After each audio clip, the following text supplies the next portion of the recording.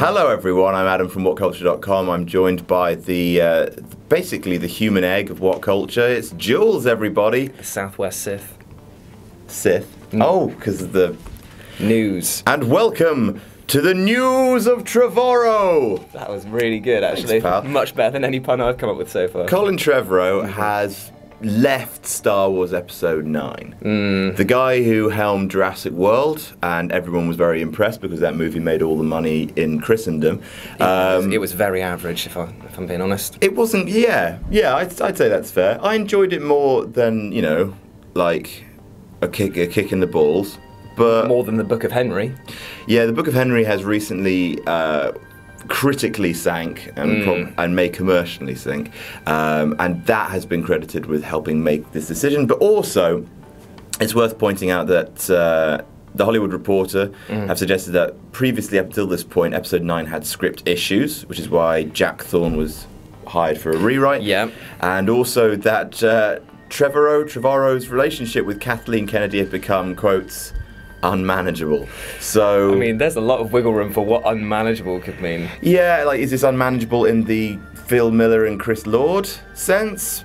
Or Phil Lord and Chris Miller, rather, who they were fired from the Han Solo movie. Yeah, they were. So basically, Lucasfilm is sort of racking up a kill list of directors at this point. I mean, it is a very important film to be working on, so of course they're going to be taking every measure to make sure that it is right, but it does pang a bit of worry, doesn't it, when you see this many people sort of like going in quick succession. Well, they seem to have taken, like...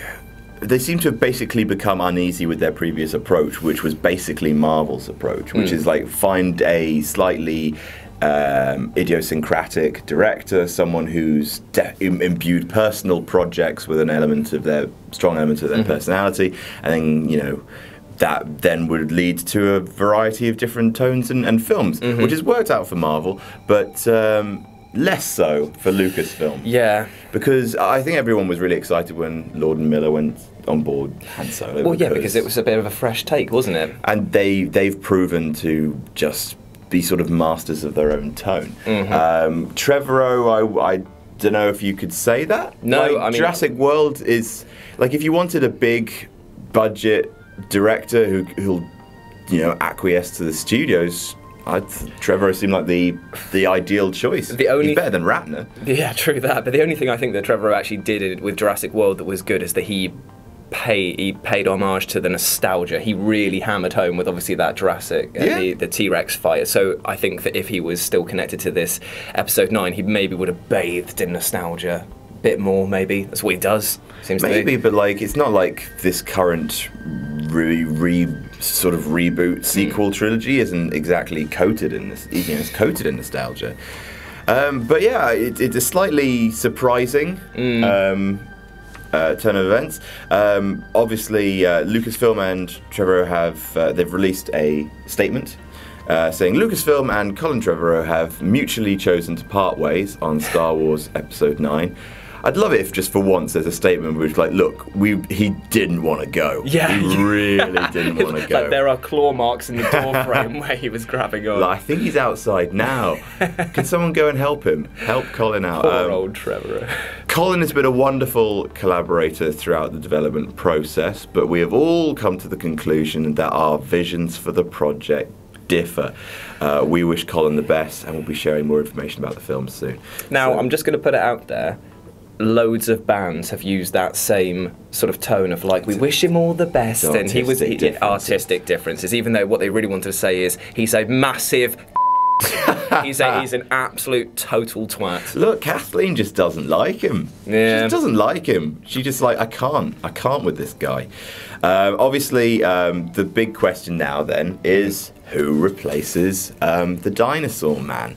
And basically the two front runners are, as you'd expect, Rian Johnson, who is currently directing Episode 8, and J.J. Abrams, who directed Episode 7. Out of the two, who would you prefer to come back? I mean, I know you can't really judge it seeing as come out, but obviously if you go on track record. I think Episode 8, like, I as a director, I'm a bit more of a fan of Rian Johnson. Oh, really? Cool. Yeah, like, I liked J.J. Abrams most of the time, but I felt like There are bits in The Force Awakens which are sort of a bit tone deaf now. I can't basically forgive J.J. Abrams for having Han Solo die and having Princess Leia comfort Rey instead of Chewbacca. That betrays a fundamental misunderstanding of the Star Wars. Fair enough. But you know, like if it was J.J. Abrams, it would still be a good movie. I mean, he does sci-fi well. He does. He does, and he does. Sci-fi, fantasy. He does large groups of characters well. But you know, like Rian Johnson's. I mean, it looks amazing.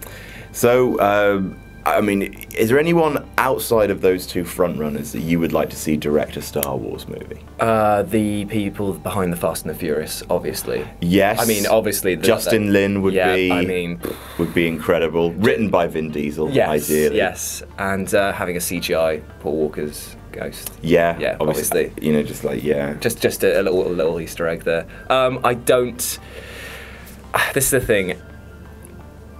If I was to pick somebody based on just directors who I like, then it would be the oh god, what's the name of the chap at?